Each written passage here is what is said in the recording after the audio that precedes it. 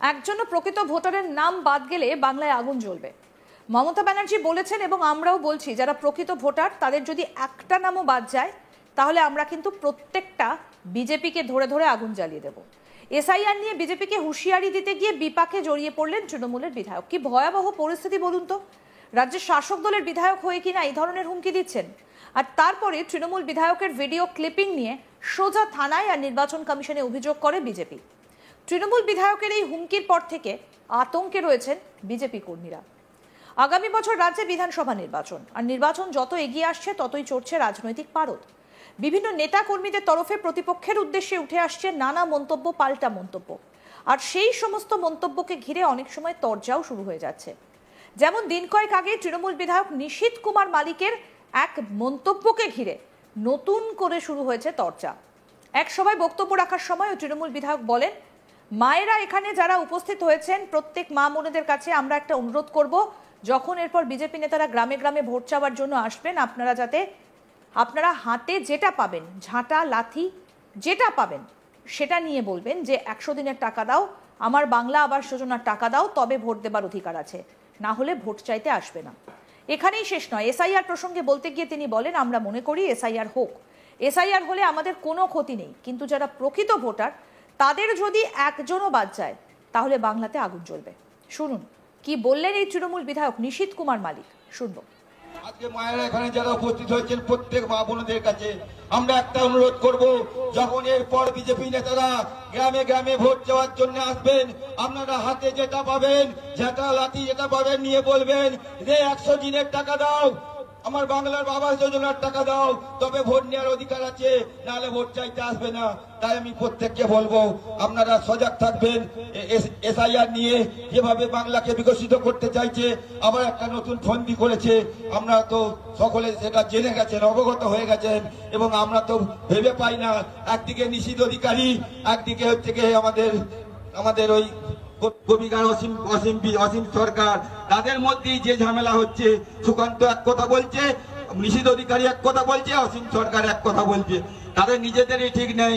আমরা মনে করি এসআইআর হোক, এসআইআর হলে আমাদের কোনো ক্ষতি নেই, কিন্তু আমাদের যারা প্রকৃত ভোটার তাদের যদি একজন ভোটার বাদ যায় তাহলে বাংলাতে আগুন জ্বলবে, এটা কিন্তু আজকে বলে দিয়ে যায়। এখানেই শেষ নয়, সংবাদ মাধ্যমের সামনেও কার্যত একই কথা বলেন তিনি। বিধায়ক বলেন, যারা প্রকৃত ভোটার তাদের যদি একটা নামও বাদ যায় তাহলে কিন্তু আমাদের বর্ধমান উত্তর বিধানসভা, বর্ধমান 2 নম্বর ব্লকে আমরা প্রত্যেকটা বিজেপিকে ধরে ধরে আগুন জ্বালিয়ে দেব। কি বলেছেন নিশীথ কুমার মালিক সেটাও শুনবো। দেখুন, এসআইআর নিয়ে আমাদের যদিও অতটা মাথা ব্যথা নেই। আমরা মমতা বন্দ্যোপাধ্যায় একটা জিনিস বলেছেন, তিনি যতদিন বেঁচে থাকবেন, এবং তিনি একটা কথা বলেছেন, আমরাও বলছি, যারা প্রকৃত ভোটার তাদের যদি একটা নামও বাদ যায় তাহলে কিন্তু আমাদের বর্ধমান উত্তর বিধানসভা, বর্ধমান 2 নম্বর ব্লকে আমরা কিন্তু প্রত্যেকটা বিজেপিকে ধরে ধরে আগুন জ্বালিয়ে দেবো। আমরা কিন্তু আমাদের সিদ্ধান্ত একটাই নিয়েছি। এটা কিন্তু আমরা কিন্তু পরিষ্কার বলতে চাই একটা কথা, যেটা হচ্ছে গিয়ে বিজেপি যেভাবে বাংলাকে কলুষিত করার চেষ্টা করছে এবং বাংলার যে এই এই এই এসআইআর নিয়ে যেভাবে তারা বদনাম করার একটা চেষ্টা করছে, এসআইআর করে ভোটাধিকার তাদের কেড়ে নেবার চক্রান্ত করছে, আমি প্রত্যেককে বলবো যে আপনারা সজাগ থাকুন, সজাগ দৃষ্টি রাখুন, এবং আমাদের কাজ আমরা করব, এবং এসআইআর জায়গায় হবে। এবং আমরা এটাও চাই যে আমাদের যারা বিশেষ করে যারা পূর্ববঙ্গ থেকে এসছে, যারা মতুয়া সম্প্রদায়ের মানুষ, তাদের অনেক ক্ষেত্রে অনেক সমস্যার সৃষ্টি হবে, কিন্তু আমরা চাইব প্রত্যেকটা মানুষ যাদের ভোটাধিকার প্রয়োগ করতে পারে, তাদের একটা যেন নাগরিক ভোটাধিকার থেকে বাদ না যায়, এটা কিন্তু আমরা দেখব।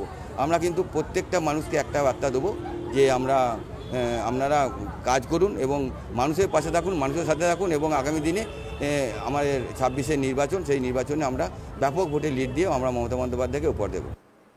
তৃণমূল বিধায়ক নিশীথ কুমার মালিকের এই বক্তব্যের ভিডিও ক্লিপিংস দিয়ে থানায় এবং নির্বাচন কমিশনে অভিযোগ দায়ের করেন বিজেপির বর্ধমান সাংগঠনিক জেলা সভাপতি অভিজিৎ দা, যেখানে তিনি তৃণমূল বিধায়কের বক্তব্যের বিরুদ্ধে 7টি পয়েন্ট তুলে ধরেছেন। তার মধ্যে তিনি লিখেছেন, একজন উচ্চপদস্থ ব্যক্তির দ্বারা সহিংসতার এই প্রকাশ্য ঘোষণা জেলা জুড়ে বিজেপি কর্মী, সমর্থক এবং কর্মকর্তাদের মধ্যে ভয় এবং আশঙ্কার সৃষ্টি করেছে। তাদের ব্যক্তিগত নিরাপত্তা এবং তাদের পরিবারের নিরাপত্তা নিয়ে গভীর উদ্বেগ প্রকাশ করা হয়েছে। কি বলছেন অভিজিৎ দা, শুনবো। এসআইআর একটা কেন্দ্রীয় নির্বাচন কমিশনের একটা রুটিন ওয়ার্ক। এসআইআর হওয়ার জন্য এত ভয় পাওয়ার কি আছে, এটাই হচ্ছে সাধারণ মানুষেরও প্রশ্ন। এসআইআর হচ্ছে নিবিড় সংশোধন। ভোটার লিস্টে যারা আছে তারা যেন অরিজিনাল ভোটাররা থাকে, এটাই এসআইআরের কাজ। কিন্তু তৃণমূল কংগ্রেস নামক এই দুর্নীতিগ্রস্ত দল, যে দল রাজ্য সরকার চালাচ্ছে পশ্চিমবঙ্গে, যেখানে চোর, ডাকাত, গুন্ডা, বদমাস তারাই ঢুকে আছে, যারা ঠিক করে জানে না এসআইআরটাই কি, আর জানলেও তাদের মনে একটা ভয় চলছে এসআইআর হলে তাদের এবারে জেতা মুশকিল আছে। ঠিকমতোভাবে এসআইআর হবে, একদম ঠিকমতোভাবেই হবে। তৃণমূল যে ভুয়ো ভোটার, মৃত ভোটার, যাদের রোহিঙ্গা ভোটার, যারা হচ্ছে অনুপ্রবেশকারী, তাদেরকে যেভাবে নাম তুলে দিয়েছে, সেই নাম সব বাদ চলে যাবে। আর এইগুলোর দাপটে 6% ভোট নিয়ে এক্সট্রা নিয়ে তৃণমূল কংগ্রেস ক্ষমতায় আছে। আর এগুলো বাদ চলে গেলে যে কত পার্সেন্ট ডাউনে যাবে, সেই ভয়েতেই এখন নানা রকমভাবে মাথা খারাপ হয়ে গেলে যা হয় সেই ধরনের কথাবার্তা বলছে। নিশীথ মালিক তো মাথা খারাপের কথাবার্তা বলেছেন। উনি নাকি বিজেপি কর্মীদের ধরে ধরে জ্বালিয়ে দেবেন, ওনাদের আলোচনা হয়েছে।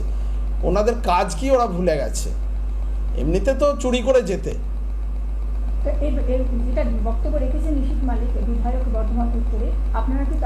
আমরা মেলের মাধ্যমে থানায় অভিযোগ করেছি, নির্বাচন কমিশনারের কাছে অভিযোগ করেছি। আমরা আশা করি আইনানুগ তাদের ব্যবস্থা নেওয়া হবে। যদি এই ঘটনার পর নিশীথ কুমার মালিককে আজ তাক বাংলার প্রতিনিধি ফোনে যোগাযোগ করে। ফোনে তিনি আমাদের জানান যে অভিযোগ হয়েছে সেই ব্যাপারে তার জানা নেই। কি বলেছেন নিশীথ মালিক শুনবো। প্রথমত ওইটা একটা বাইট ছিল, সেই বাইট দেওয়ার সময় ওইটা আমার মানে ভুলবশত মুখ দিয়ে ওটা বেরিয়ে গেছে। আমি সঙ্গে সঙ্গে ওখানে বলেছি কিন্তু কথাটা, যে ওই কথাটা আমার বলা উচিত হয়নি, এটা বেরিয়ে গেছে, এটা কেউ খবর করবে না। আমি ওদিকে সবাইকে বলেছি, তা সত্ত্বেও ওরা খবর করেছে, ওটা তো আমার ঠিক বলা উচিত হয়নি, ওটা ভুলবশত হয়ে গেছে ঘটনা একটা। এটা আমি প্রত্যেককে বলেছি। এটা নিয়ে আর কি বলার, আজ কিছু বলার নেই। আচ্ছা, বক্তব্য যখন আপনি রাখছিলেন পথসভায়, তখনও আপনাকে বলতে শোনা গেছে যে আগুন জ্বলবে রাজ্যে। না, আমি ওটা বাইট নেওয়ার সময় হয়েছে, ওটা বক্তব্য দেওয়ার সময় নয়। না, রাজ্যে আগুন জ্বলবে এটা আপনি পথসভায় যখন বক্তব্য রাখছিলেন তখন বলেছেন। হ্যাঁ, সেটা বলতে পারি, রাজ্যে আগুন জ্বলবে, এটা বক্তব্যের মাধ্যমে এটা বলতে, এটা বলেছি হয়েছে।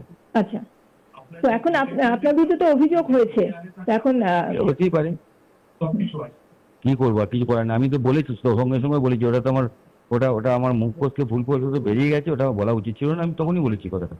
আপনার তো অভিযোগ তো হয়ে গেছে নির্বাচন কমিশনে এবং থানাতে। আমি আমার কাছে কোনো তথ্য নেই, আমি কিছু এখন কোনো ব্যবস্থা আমি নিইনি। আমি বললে ওই যে একটা কথাই বলবো, আমার ওটা ভুলবশত মুখ দিয়ে বেরিয়ে গেছে আর হয়ে গেছে। আমি তো ওটা বাঞ্ছনীয় নয়, এটা হয়ে গেছে, আমি বলেছি তো, আমি প্রত্যেককে বলেছি। আরো আপডেট পেতে দেখতে থাকুন আজ তাক বাংলা। সাবস্ক্রাইব করুন, নোটিফিকেশন পেতে বেল বাটন অপশন প্রেস করুন।